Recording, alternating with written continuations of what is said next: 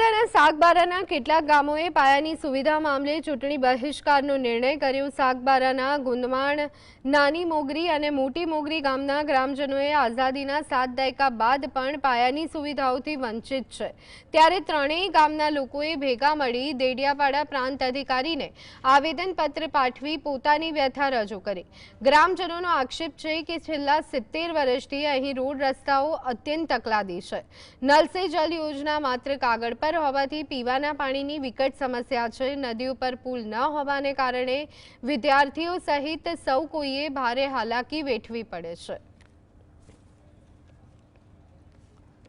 નાના નાના ઘરનાળા છે તે એકદમ નીચલી સ્તરના છે, તો એમાં જે ચોમાસાનો વરસાદ આવે છે તો બધા ગ્રામજનોએ 3-4 કલાક સુધી અમારે ત્યાં રાહ જોવી પડે છે, જેથી અસ્તવ્યસ્ત જનજીવન